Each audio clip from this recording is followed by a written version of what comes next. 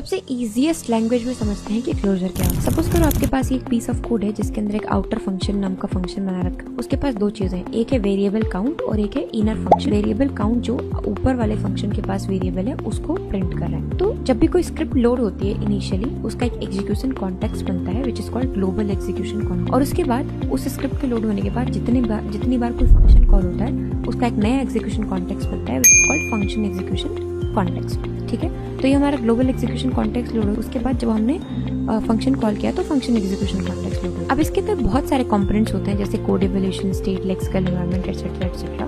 हम फोकस करने वाले हैं सिर्फ और सिर्फ लेक्सिकल एनवायरनमेंट के ऊपर क्योंकि इसी के थ्रू हम क्लोजर आते हैं नीचे और अपने इनर फंक्शन और आउटर फंक्शन के लेक्सिकल एनवायरनमेंट को हम एक्सपैंड करते हैं। तो लेक्सिकल एनवायरनमेंट अगेन दो चीजें होल्ड करता है।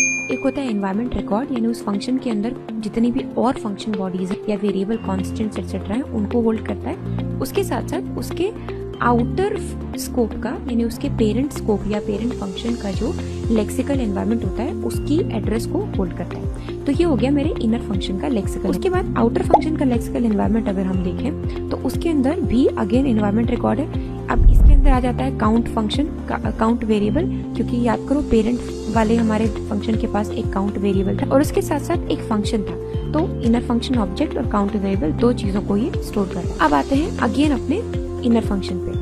क्योंकि इनर फंक्शन जो है आउटर फंक्शन के लेक्सिकल एनवायरनमेंट के एड्रेस को होल्ड कर रहा है तो ये पॉइंट कर रहा है यहाँ पे यानी कि उसके लेक्सिकल एनवायरनमेंट। एंड क्योंकि इनर फंक्शन जो है वो आउटर फंक्शन के अंदर डिफाइन किया गया था तो ये अगेन पॉइंट कर रहा है हमारे इनर फंक्शन। और जो काउंट वेरिएबल है उसका एक्सेस मिल जाता है इनर फंक्शन को। डिक्लेयर वो आउटर फंक्शन में हुआ था बट क्योंकि इसका लेक्सिकल एनवायरनमेंट का जो एड्रेस है या फिर जो स्कोप है वो इनर फंक्शन के पास भी है तो इनर फंक्शन भी इस काउंट वेरिएबल एक्सेस कर पाएगा। इवन इफ आउटर फंक्शन का काम अब खत्म भी हो जाता है तब भी इसको गार्बेज कलेक्टर कलेक्ट नहीं कर सकता क्योंकि कहीं ना कहीं इनर फंक्शन इसको अपने आउटर एनवायरनमेंट के अंदर अलाइव रखा है यानी कि इसको यूज कर रहा है। तो बेसिकली क्लोजर अगर मैं कंक्लूड करूं तो क्लोजर का मतलब होता है किसी भी फंक्शन अपनी इंफॉर्मेशन उसके साथ साथ उसके आउटर स्कोप की वेरिएबल्स का access together is called closure. तो यानी कि यहाँ पे ये इनर फंक्शन एक क्लोजर फॉर्म कर रहा है जिसके अंदर इसके पेरेंट फंक्शन की वेरिएबल्स का